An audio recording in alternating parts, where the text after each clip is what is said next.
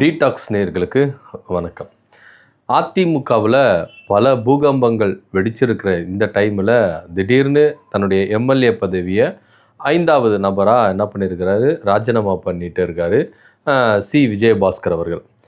2 தலைமுறைகள் அதிமுகவில் இவருடைய 2வது தலைமுறை அப்படின்னு கூட சொல்லலாம். அவங்க அப்பா காலத்திலேருந்து தொடர்ச்சியாக அதிமுகவில் பயணிச்சுட்டு வராரு. புதுக்கோட்டை மாவட்டம் அப்படின்னும்பொழுது விஜயபாஸ்கர் அவருடைய கண்ட்ரோல் அதிமுக எந்த அளவுக்கு ஒரு அசூர வளர்ச்சி அடைந்தது அப்படின்றது எல்லாத்தையுமே இங்கே நம்ம பார்க்குறோம். ஜெயலலிதா ஆட்சி காலத்தில் சுகாதாரத்துறை அமைச்சராக இருந்தார். அதுக்கப்புறம் அவங்களுடைய இறப்புக்கு பிறகு கண்டினியூ என்ன பண்ணுறாரு வராரு. கொரோனா காலகட்டத்தில் எந்த அளவுக்கு ஒரு திறம்பட ஒரு அமைச்சராக செயல்பட்டார் அப்படின்றது எல்லாத்தையுமே நம்ம இங்கே பார்க்குறோம்.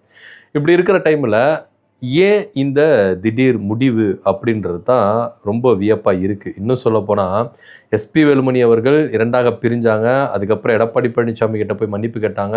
அப்போ கூட இவர் என்ன பண்ணல, எஸ்பி வேலுமணி கூட போயிட்டு என்ன பண்ணல, எடப்பாடி பழனிசாமியை பார்க்கவே இல்லை, ஒதுங்கியே இருந்தார். விஜயபாஸ்கரும் சண்முகம் அவர்களும் 2 பேருமே ஒதுங்கியே இருந்தாங்க. எஸ்பி வேலுமணி அவர்கள்லாம் போயிட்டு அங்கே அடைக்கலாமானா கூட இவர் போகாமல் என்ன பண்ணார், விலகியே இருந்தார்.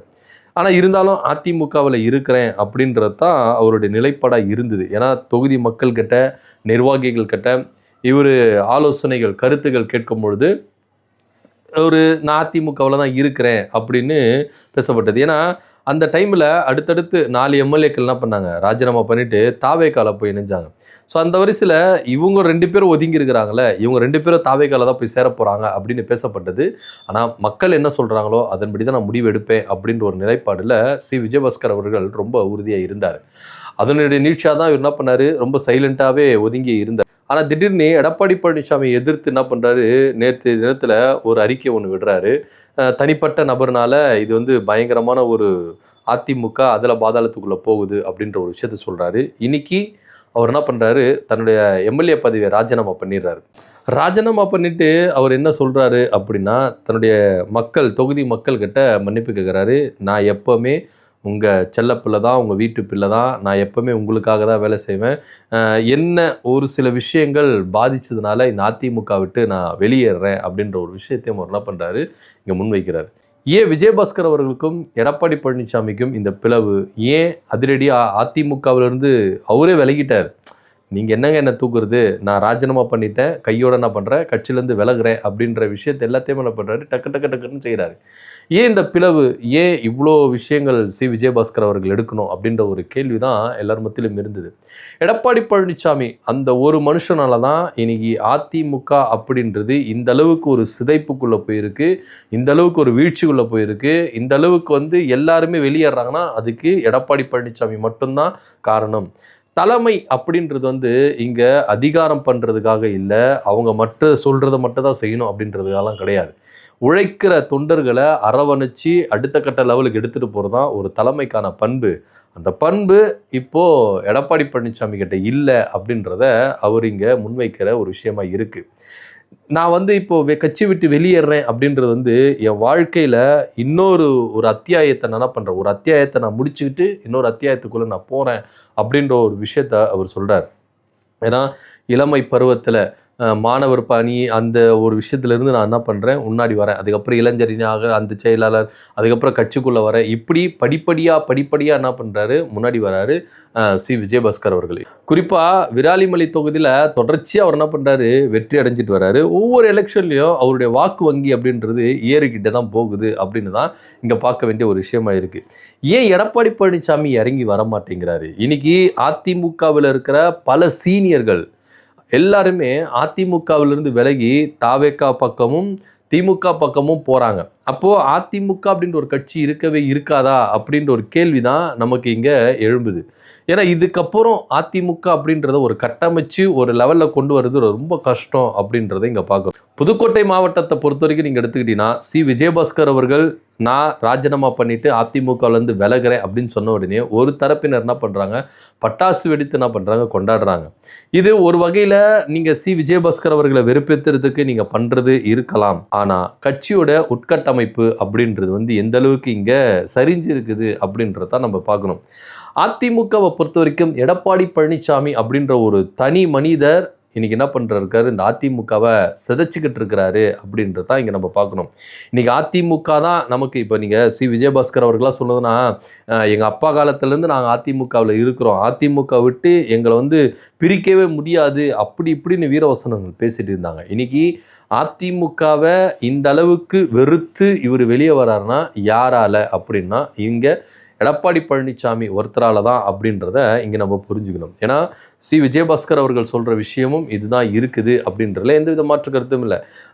2 நாளைக்கு முன்னாடி கூட எம்ஆர் விஜயபாஸ்கரும் விஜயபாஸ்கரும் தாவேக்காவில் போய் இணைய போகிறதா ஒரு தகவல் இருந்தது. இது குறித்து எம்ஆர் விஜயபாஸ்கர் கிட்ட கேட்கும்போது அப்படிலாம் கிடையாது, வதந்தி அப்படின்னு சொல்லிட்டு சொன்னார். ஸோ இவர் சேர மாட்டார் அப்படின்ற ஒரு விஷயம் இருந்தது. அதுக்கப்புறம் விஜயபாஸ்கர் அவர்கள் திமுக பக்கம் போகிறாங்க, புதுக்கோட்டையில் ஒரு மாவட்ட செயலாளர் பதவி கேட்குறாரு. ஸோ அப்படி போகும்போது அங்கே ஒரு திமுக பக்கம் போகிறாரு இப்படின்னு பேசிகள் அடிப்பட்டுன்னு இருந்தது. இன்னைக்கு ராஜினாமா பண்ணுறாருன்னா என்ன காரணம் அப்படின்ற ஒரு விஷயம் தான். அதுவும் அந்த ராஜினாமா கடிதத்தை உடனே சபாநாயகர் அவர்கள் அக்செப்ட் பண்ணுறாரு.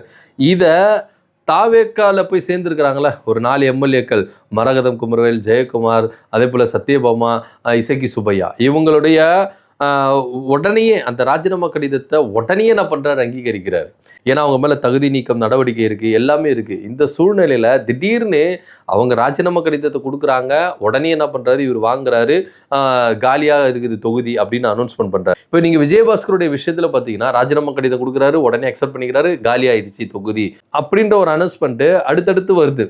ஸோ இதெல்லாம் வந்து யோசித்து பார்க்கும்போது தாவேக்க தான் இந்த விஷயங்கள் செய்கிறாங்களா அப்படின்ற ஒரு கேள்வியும் இங்கே எழும்பதான் செய்யுது. ஆனால் கட்சியை பொறுத்த வரைக்கும், அதிமுகவில் உள்ள நடக்கிற இந்த நிகழ்வுகளை பொறுத்த வரைக்கும் எடப்பாடி பழனிசாமி மட்டும்தான் இங்கே இந்த வெளியேறதுக்கு எல்லாருக்குமே காரணம் அப்படின்றது புரிஞ்சுக்க முடியுது.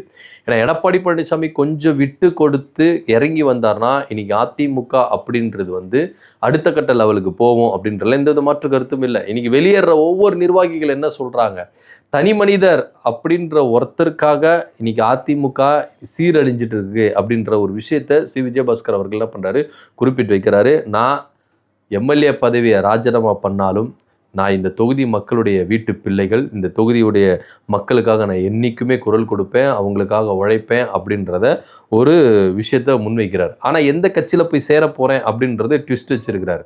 அவர் திமுக பக்கம் போக போகிறாரா, தாவேக்கா பக்கம் போக போகிறாரா அப்படின்றது ரொம்பவே ட்விஸ்ட்டாக இருக்குது.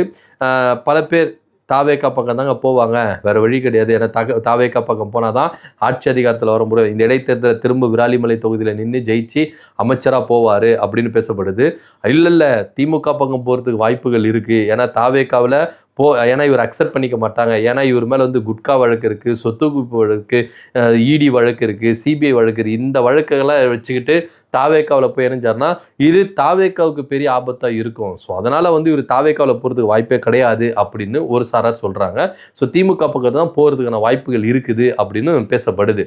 ஏன்னா திராவிட கட்சியோட பாரம்பரியத்தில் வந்தவரே இவர் திராவிட கட்சி தான் போவார் அப்படின்னும் சொல்கிறாங்க. ஆனால் இருந்தாலும் விஜயபாஸ்கர் அவர்கள் நிலையான ஒரு முடிவெடுக்கலை. தாவேக்கா பக்கம் போக போகிறாரா இல்லை திமுக பக்கம் போகிறாரா அப்படின்றது ஒரு பெரிய கேள்விக்குறியாக இருக்குது. இன்னைக்கு விஜயபாஸ்கர் வெளியேறி இருக்கிறாரு. எடப்பாடி பழனிசாமியுடைய நடவடிக்கை சரியில்லை, அவர் வந்து ஒரு ஆணவமாக இருக்கிறாரு, அவர் வந்து அதிகாரமாக இருக்கிறாரு, அவர் மட்டும்தான் அப்படின்னு நினைக்கிறாரு. அப்படிலாம் கிடையாது. தலைமை அப்படின்றத அரவணைச்சிட்டு போகிற பண்பு இருக்கணும், இறங்கி போகிற பண்பு இருக்கணும். அவருக்கு இது இல்லை அப்படின்றத அவர் தெள்ள தெளிவாக சொல்கிறாரு. ஸோ அடுத்தடுத்து எஸ்பி வேலுமணி அவர்கள், சி.வி. சண்முகம் அவர்கள், இவங்க எல்லாருமே அடுத்தடுத்து வந்து விலகிறதுக்கான வாய்ப்புகள் இருக்குது, ராஜினாமா பண்ணுறதுக்கான வாய்ப்புகள் இருக்குது அப்படின்னு பேசப்படுது. இப்போது அதிமுகவினுடைய எம்எல்ஏ அந்த சட்டமன்றத்துக்குள்ளே அவங்களுடைய ஸ்ட்ரென்த்து கம்மியாக இருக்குது அப்படின்னு தான் பார்க்கணும்.